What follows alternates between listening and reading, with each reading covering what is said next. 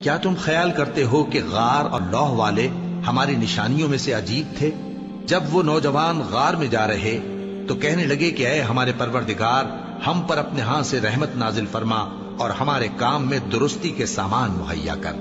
تو ہم نے غار میں کئی سال تک ان کے کانوں پر نیند کا پردہ ڈالے رکھا، یعنی ان کو سلائے رکھا۔ پھر ان کو جگہ اٹھایا تاکہ معلوم کریں کہ جتنی مدت وہ غار میں رہے دونوں جماعتوں میں سے اس کی مقدار کس کو خوب یاد ہے۔ ہم ان کے حالات تم سے صحیح صحیح بیان کرتے ہیں۔ وہ کئی نوجوان تھے جو اپنے پروردگار پر ایمان لائے تھے، اور ہم نے ان کو اور زیادہ ہدایت دی تھی اور ان کے دلوں کو مربوط یعنی مضبوط کر دیا۔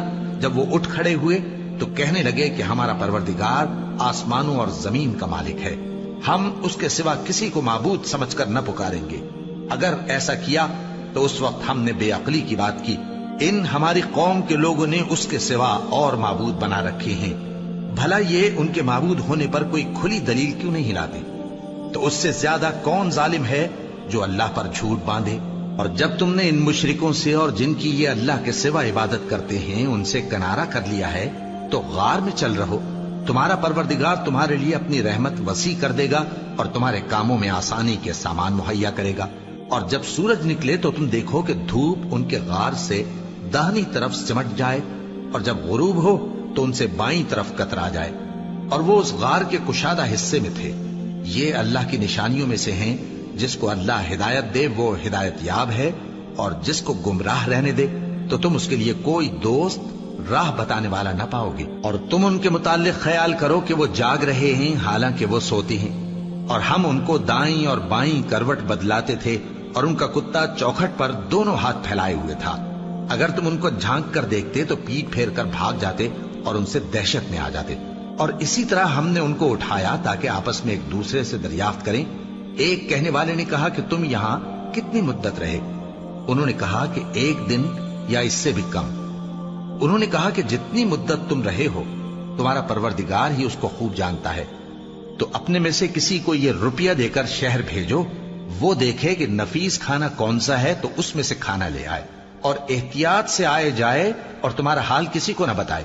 اگر وہ تم پر دسترس پا لیں گے تو تمہیں سنسار کر دیں گے یا پھر اپنے مذہب میں داخل کر لیں گے، اور اس وقت تم کبھی فلاح نہیں پاؤ گے۔ اور اسی طرح ہم نے لوگوں کو ان کے حال سے خبردار کر دیا تاکہ وہ جانیں کہ اللہ کا وعدہ سچا ہے، اور یہ کہ قیامت جس کا وعدہ کیا جاتا ہے اس میں کچھ شک نہیں۔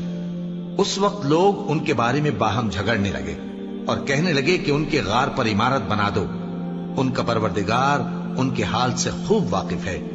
جو لوگ ان کے معاملے میں غلبہ رکھتے تھے وہ کہنے لگے کہ ہم ان کے غار پر مسجد بنائیں گے۔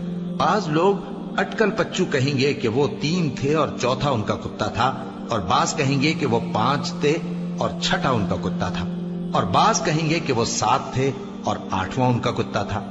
کہہ دو کہ میرا پروردگار ہی ان کے شمار سے خوب واقف ہے، ان کو جانتے بھی ہیں تو تھوڑے ہی لوگ جانتے ہیں۔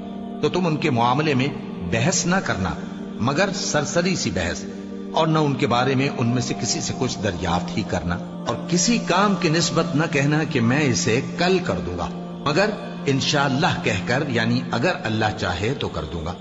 اور جب اللہ کا نام لینا بھول جاؤ تو یاد آنے پر لے لو، اور کہہ دو کہ امید ہے کہ میرا پروردگار مجھے اس سے بھی زیادہ ہدایت کی باتیں بتائے۔